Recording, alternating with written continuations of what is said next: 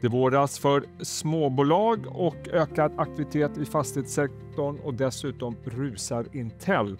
Det är fredag den 19 september, klockan är 8.55. Det här, det är Börsfrukost.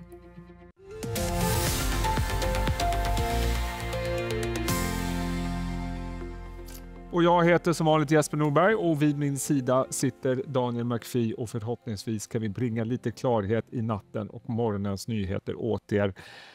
Jag tänkte, Daniel, att vi börjar på andra sidan Atlanten. Amerikanska småbolagsindex Russell 2000 uppe på all time high för första gången sedan 2021. Detta efter att Russell steg med 2,5% igår. Jag förmodar att det är kopplat till den väldigt förväntade räntesänkningen som kom från amerikanska centralbanken. Är det dags att börja allokera mot småbolag? Ja, det är det som är frågan. I USA har det uppenbarligen varit det ett tag, får man ju säga. Sen ska man komma ihåg att de här småbolagen är ju faktiskt ganska mycket större än de svenska småbolagen som är rätt stora. Så att, oklart, men svenska kanske då. Går det att göra en koppling till svenska småbolag? Precis som du är inne på, det har inte gått lika starkt, men även om det kanske börjat röra på sig lite grann. Ja, alltså någonstans kan man väl dra någon form av parallell. Nu ska man ihåg att de amerikanska småbolagen och indexen är komponerade olika, så att de här bolagen är större, mer välrustade och inte lika sårbara som svenska. Svenska har gått ganska trögt, vilket jag också kan tycka är ganska rimligt, men jag menar någonstans när räntorna kommer ner och efterfrågan så att säga, hos konsumenter kommer tillbaka till de svenska bolagen och kanske också fastigheter då, ja, då till slut så får man ju liksom den sårbarheten blir till en fördel att allting ökar mycket kraftigare och snabbare och då blir det väl dags igen då, så att kanske till hösten. Vi ska prata mer om fastigheter lite senare, men det är ju ett viktigt inslag i svensk småbolagsindex helt klart, och det har ju kanske inte rosat marknaden jättemycket senaste tiden. Vi har faktiskt några nyheter den här morgonen. Vi tänkte börja nämna att EQT har inlett en försäljning av det nordiska bredbands- och datacenterbolaget Global Connect. Det är Financial Times som rapporterar om detta.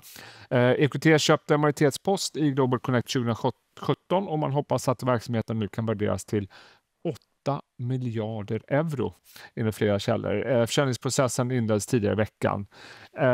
Det är ganska uppenbart, Daniel, att investeringsklimatet just nu är väldigt gynnsamt. Vi har pratat om IPO:er och liknande. Vad är dina tankar kring detta?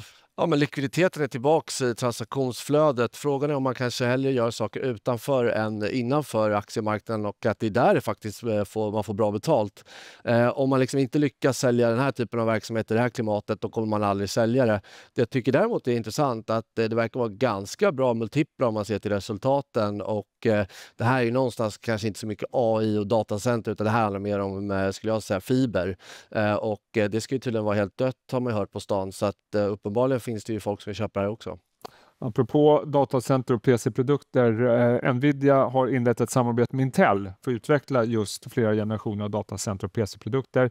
Som en del av det här avtalet så kommer Nvidia investera $5 miljarder i Intel. Och Intel rusade 22, nästan 23% på USA-börsen. Nvidia steg 3,5%. Värt att notera att tittar man på Avanza så är det ungefär 13 000 av deras kunder som äger Intel. Grattis säger vi till er. Tankar om den här AI-boomen eller vad man ska kalla det för?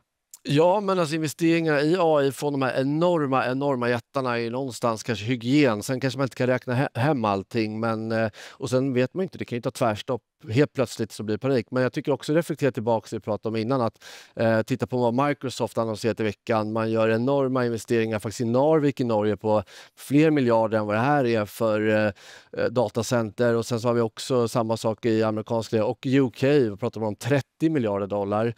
Det här är väl faktiskt med Intel ett exempel på där man faktiskt på aktiemarknaden kan gynnas av de här extrema investeringar som uppenbarligen verkar gynna liksom den privata miljön mer än den noterade miljön. Så att, jag tycker det är intressant, men som sagt, man ska ju vara försiktig med att när det tar stopp så tar det stopp väldigt fort. Men för tillfället så finns det inte så här supermycket som indikerar på det.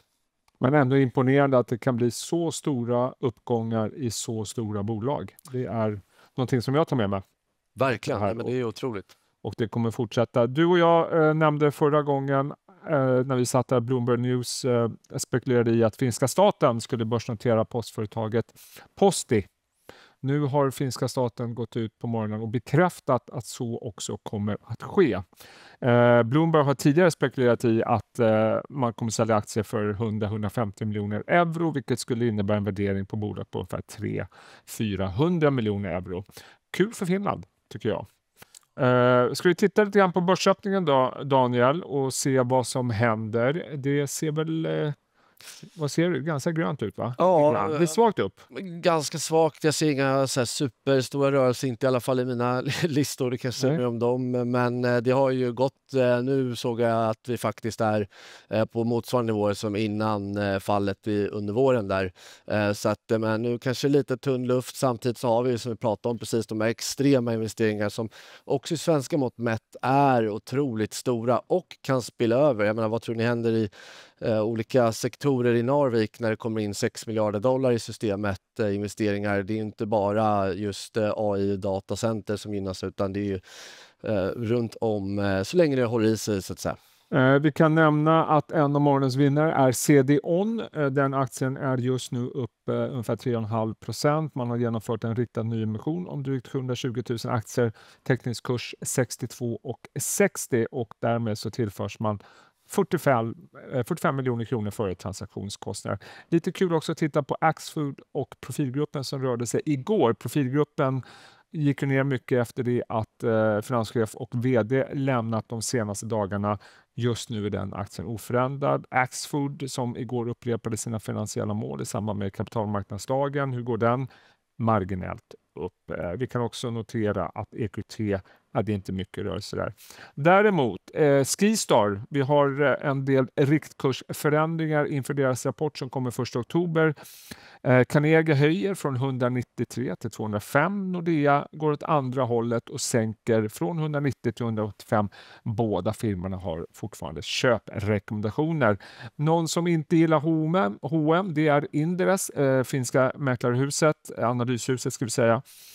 Man säger att värderingen återspeglar höga förväntningar. Man har dragit ner aktien från minska till sälj. Intressanta rörelser där. Men du Daniel, vi utlovade lite fastighetssnack också. Det händer en del i den sektorn om vi fokuserar på vårt kära Sverige. Ja, men det får jag säga, det kom ju, Corem har ju nu sålt ett större bestånd över 1 miljard. Till och med om man räknar bort den latenta skatten så verkar det vara över bokförda värden. Vi har mycket insynsköp, Patrik Tillman i Logistea, vi har Rutger i Logistea, även Sven-Olof Johansson i början på september köpte enorma mängder. Så att aktiviteten med liksom personerna är på köpsidan. Förvaltningsresultaten redan i Q2 ökade ju mellan 10-30% i de flesta fall. Vi är sent in på kvartalet och nu börjar man ana att de här räntesänkningarna egentligen fått riktigt bra genomslag i förvaltningsresultaten och samtidigt som aktierna är lågt värderade. Vi har ju sett en viss uppgång senaste dagarna för fastighetssektorn, men annars är det här en sektor som det är inte många som vill prata om det, tycker jag i varje fall. Vad är det som talar för att den här sektorn ska vända? Är det ett rent räntespel eller är det värderingsmässigt, eller hur tänker du?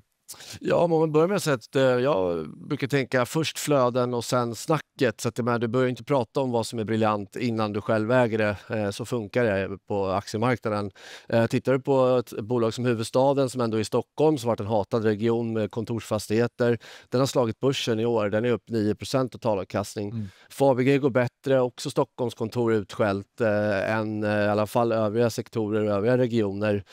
Så att det börjar ju ändå bygga på sig en del. Det jag tycker, om man tittar på tabellen som vi hade tidigare, det är ju faktiskt att även om du justerar för belåningen, det är alltså att säga, vad är rabatten på eget kapital, är fortfarande på väldigt höga nivåer. Nu pratar vi inte substansvärden, utan vi tar själva rabatten, substansrabatten, och sätter en miljarder kronor i relation till det faktiska beståndet de äger. Och då är det fortfarande så att det är långt under de faktiskt bokförda värdena. Och man kan tycka att bokförda värden kanske delvis är för högt och det finns en justering för det. Men jag menar, de affärerna som går ju oftast också även utanför aktiemarknaden på nivåer långt över det här. Och åter tillbaks till flöden så måste vi någonstans prata om vad är alternativet. Man kanske bör undvika till hösten. Lite mer högt värderat, valutakänsligt verkstad. Vad letar man efter då? Något som inte blir lika påverkat av valuta och som då gärna är billiga. Och då kommer helt plötsligt flödet och det kan vara så att amerikanerna till och med tycker att det här börjar bli billigt. Mycket, mycket intressant. Vi ska hålla ett extra öga på just fastighetssektorn. Bra, vi kan väl se CDON fortfarande upp 3,5%. Profilgruppen hämtar sig 4% från gårdagens fall. Börsfrukost är tillbaka på måndag 8.55, men dessförinnan får ni inte missa dagens börslunch som är 11.45. Dagens gäster är Simon Tarvanen, förvaltningschef på Strand, och Lars Frick, analyschef på Aktiespararna, och då blir det väldigt mycket fokus på svenska aktier. På återseende. Ha en bra helg. Tack.